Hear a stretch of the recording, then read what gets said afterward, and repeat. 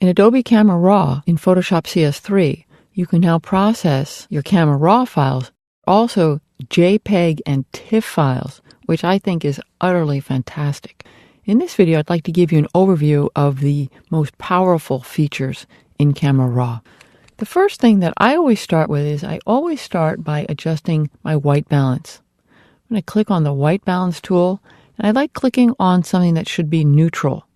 So if I click on the side of this building, you saw that image just ever so slightly.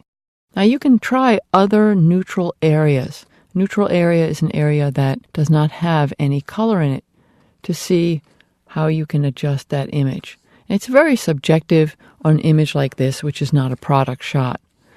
If you like that white balance, you can keep going. You can also adjust the white balance by adjusting the sliders to cool down an image, move the slider to the left, to warm it up, which looks rather good, move the slider to the right.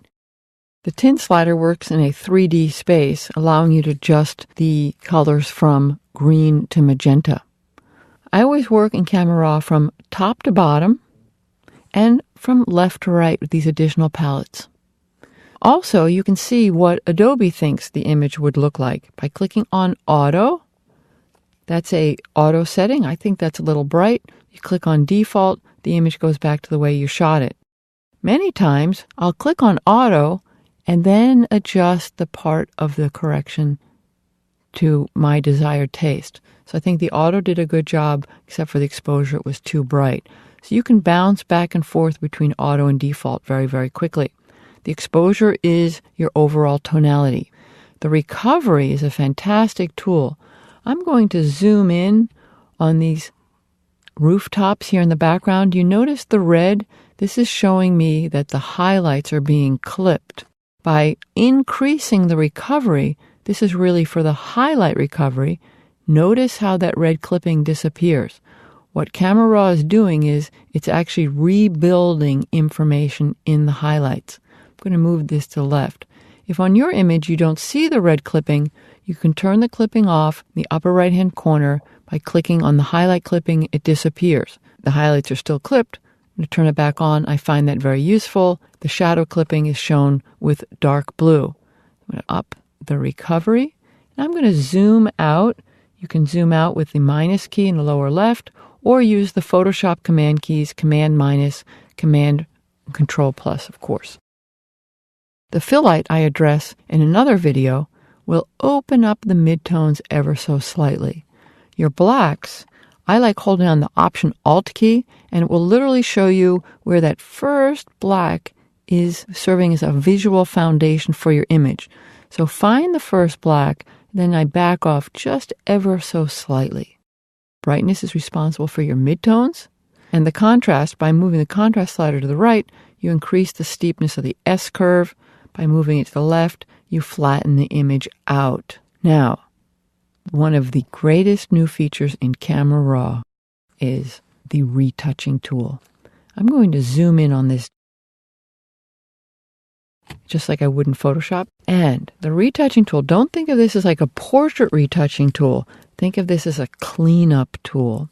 And on digital camera sensors, many times you'll have dust. If you change the lens out in the open, dust adheres to the sensor, and then every single picture you take will have the exact same mark.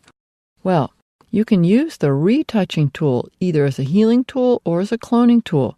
I like using it as a healing tool. Start out by dragging over the dust that you want to get rid of, and then notice you get a green source that you can actually move into position, and that dust is gone.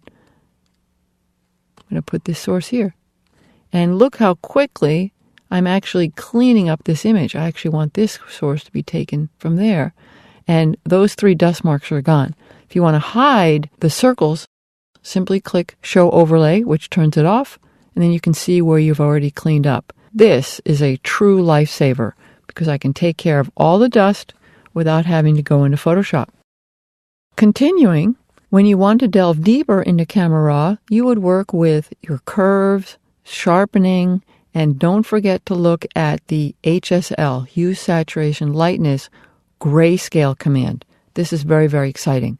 I'm going to click on Convert to Grayscale, and then similar to the black and white command in Photoshop, If I wanted to make what was blue, in this case the sky, darker, I'm going to take my blue slider and move it to the left. And it's interesting that there's subjective colors also. The aquas and the purples are more of a subjective color. I can brighten up the yellows and really have that be a very dramatic image. Once you've converted an image to grayscale, I think you'll want to experiment with the split toning. And I like warming my highlights and cooling the shadows. If you move the hue slider, you won't really see any change.